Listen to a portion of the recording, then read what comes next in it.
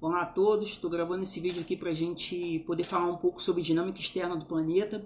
E para poder falar um pouco sobre essa dinâmica externa do planeta, eu escolhi o primeiro assunto, que é o solo. Tá? O solo é muito importante porque é onde a gente está pisando. Geralmente a gente utiliza o solo para nossas atividades econômicas, né? Os nossos alimentos da produção agropecuária vêm desse solo. Então é importante que a gente saiba um pouquinho sobre esse assunto, sobre os solos. Tá? A primeira coisa que a gente tem que ter em mente é o que? O solo é formado a partir de uma rocha. Essa rocha começa a entrar em decomposição a partir do intemperismo, dos processos erosivos, e ela começa sendo alterada, e materiais vão sendo depositados em cima dessa rocha matriz. Ela vai liberando alguns minerais para esse solo, e alguns materiais vão sendo depositados ali. Sempre tenham em mente que nós temos dois processos. Um processo de erosão, que é uma retirada de algum material de algum lugar, e um processo de deposição, que é um local onde vai receber os sedimentos, tá? É um processo de sedimentação, que a gente pode dizer, porque ele está recebendo sedimentos de algum lugar. Então, o solo começa a ser formado a partir disso. E nós temos a ação do clima, porque as chuvas, o sol, os ventos acabam gerando esse deslocamento e essas alterações das características das rochas. Então, nós vamos tendo as deposições. A gente tem a importância também dos micro-organismos vivos, tá? Que eles acabam gerando novos nutrientes dentro do solo.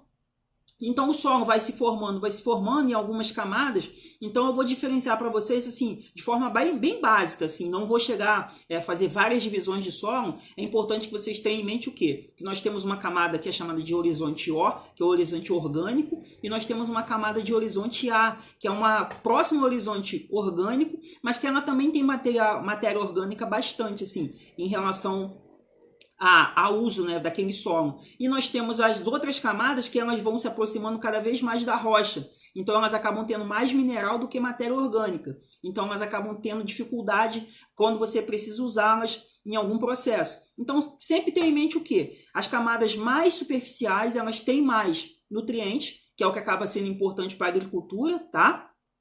E as camadas mais profundas, elas acabam tendo mais características minerais, que é geralmente relacionada à rocha que originou aquele solo.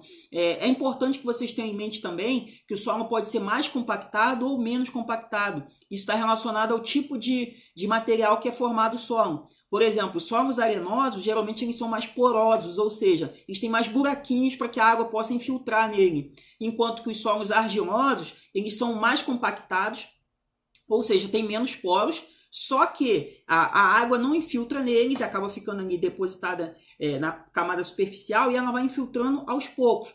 Ou seja, se você fizer um teste, pegar um copo de água e jogar em cima de um solo compactado argiloso e em cima de um solo arenoso, a água no solo arenoso vai infiltrar muito mais rápido do que no solo argiloso. Mas isso é importante também pensar, porque geralmente quando ocorrem os grandes deslizamentos, muitas das vezes eles ocorrem em solos argilosos e as pessoas podem se perguntar, mas não é um solo mais difícil da água infiltrar?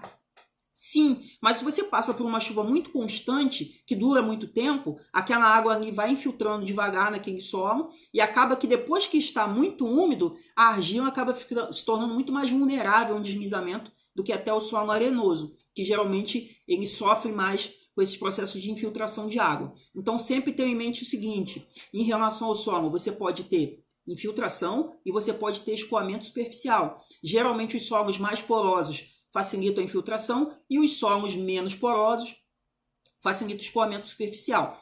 É importante sempre ter em mente que a camada que tem mais matéria orgânica é a chamada de camada orgânica do solo. Ela geralmente tem uma coloração mais escura por causa do chamado humus. Esse humus é o quê? Restos da própria planta, restos de animais, ou seja, eles vão se misturando no solo ali e acabam gerando um solo com muitos nutrientes. Geralmente é nessa camada superficial aí que você planta qualquer coisa e acaba nascendo, porque ali tem mais matéria orgânica para que a planta possa utilizá-la, tá bom? Existem formas de uso do solo, geralmente quando a gente tem uma agropecuária muito pesada, você acaba alterando as características do solo. Por exemplo, uma agricultura muito mecanizada, ela acaba arrancando essa camada superficial do solo. Então esse solo, volta e meia, precisa receber novos nutrientes. Aí tem alguns processos, né? Fertilizantes químicos, e isso acaba sendo ruim, tá? Porque você não tem um processo natural ali de recuperação do solo. Por exemplo, na floresta amazônica, ela mesma libera os nutrientes para ela própria se abastecer.